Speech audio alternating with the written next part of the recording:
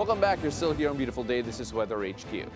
Now, as a cool and dry northeast monsoon or Amihan sets in, we also see a rise in respiratory and skin-related illnesses. Now, to help us understand what to watch out for and how to stay healthy this Amihan season, we're joined via Zoom by Dr. Rene De Grano, the president of the Private Hospitals Association of the Philippines. Magandang umaga, Doc. Thank you so much for joining us.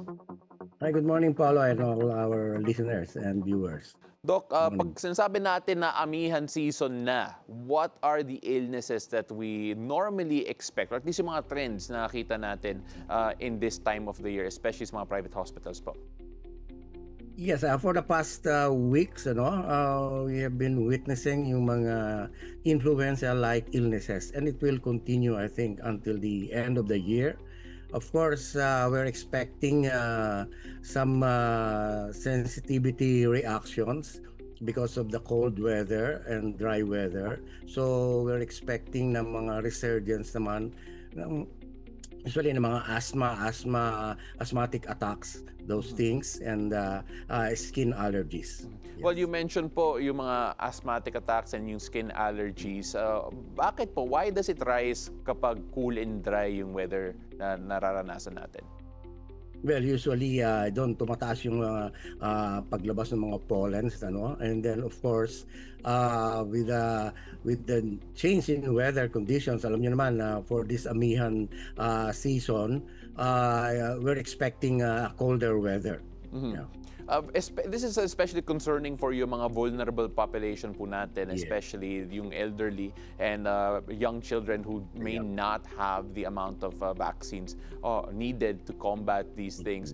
When you take a look at yung mga grupo po na to, who else do we have to identify, or who needs to take extra precaution when it comes to yung mga respiratory illnesses or even the skin-related ones? Well, of course, yung mga asthmatic talaga, we expect na baka magkaroon sila ng mga matrigger yung kanilang mga allergies. And of course, again, the young people, the 7 and below. And then, of course, the elderlies with comorbidities, usually with pulmonary problems. Like, we're expecting an increase probably of pag hindi natin na control is pneumonia-like illnesses. Doc, when we look at the preparations that hospitals need to take, because this is not a unique thing. Nakita natin totoo from year on year that at a certain point, because of yung weather conditions, nagra-rise yung mga cases. Do hospitals prepare for yung eventuality na to, and how is that normally done? Yes, we've been preparing for this ever since nung mag-COVID, So anyway, we have areas in the hospitals that are prepared or for infectious diseases like this, usually may isolation areas yan so that hindi sila ma-mix with the people na walang infections, So those are the things that we do. The problem right now is because of the resurgence of or increase in this viral illnesses, medyo nagkakaroon ng problems kami in admissions, nagkakaroon ng madaming admissions, and then the problem still is we lack nurses. Yes. So it's not just to be able to handle it, it's really the lack of nurses that's a problem, and of course yung mga proseso ng mga ospital when it comes to yung admissions. Sir, when we look at the preventive measures people can actually take para hindi naman sila kailangan pumuntang ospital, the DOH has released a few guidelines including wearing masks when sick, drinking more water. Pero siguro the one thing that I'm looking at here sa mga reminders nila na that is a bit different is using moisturizer po. How does that actually help prevent certain illnesses? Well, of course, yun nga, aside from, of course, you have to take advantage kung may mga vaccines na available. And then the moisturizers, of course, that will lessen the effect of the dryness, or the humidity. And then you know that the viral illnesses usually attack through, droplet infection through the air, and ina-attack nila are the respiratory system. Mhm. So usually ano yan, the upper respiratory illnesses ang lumalabas pagka nitong season. Sir, what would you say to the people who would say that baka it might be too late to take a vaccine now at the moment Right. habang tumataas na yung mga kaso, or at least those being afflicted by certain illnesses? Because, for example, yung sa flu vaccine, normally year on year, umiiba pa yun, nag-update po yun. So what could you say to the people na who would not take it right now because they just can wait till a few more months bago yung mas updated na vaccine?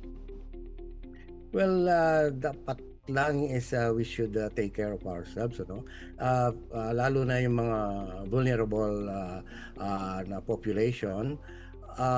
Palagay ko the suggestion of wearing face mask Mhm. is very good, especially if you'll go to very congested and areas na maraming tao. Yes. Sir, with the holiday season coming up as well, there's going to be a lot of traveling. A lot of people in mga bus Yeah. station, mga airports, seaports, and so on. A lot of commuting and just being enclosed in spaces together. Any tips to make sure that the travel is safe and healthy from a health perspective? I think the best way is to protect yourself is to wear a face mask.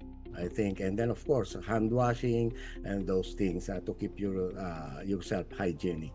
Mhm. Sir, right now, nagiging trend yung wellness sa Pilipinas in general, actually all Mhm. over the world when you talk about health. Do we actually see, or can we expect siguro less cases right now compared to previous years since COVID, considering that more and more people are comfortable wearing masks? Has that been the trend, or has that not necessarily been the case? I think that is the trend. I think we should not forget. Now, most of these viral illnesses are spread through droplet infection through the air. So wearing masks is, I think, essential in order to protect yourself, and if you have symptoms, in order to protect others also. Doc, we really appreciate the time that you shared here with us. Right now, is there any message from FAPI to help stay safe and healthy during this Amihan season? And of course, hopefully prevent people from going to hospitals and overloading yung system po natin. Well, of course, we should keep ourselves healthy, washing of hands lagi, and of course, whenever you sneeze, you cough or whatever, you should always cover your mouth, to prevent a spread of diseases. You may not have the symptoms, but you may be a carrier, So, in other cases, those vulnerable people must, I think, wear masks. Thank you so much. That's Dr. De Grano for joining us here on Weather HQ with all the advice necessary as well. Again, thank you so much, Dr. Jose Rene De Grano, President of the Private Hospitals Association of the Philippines. Maraming salamat po. Thank you again.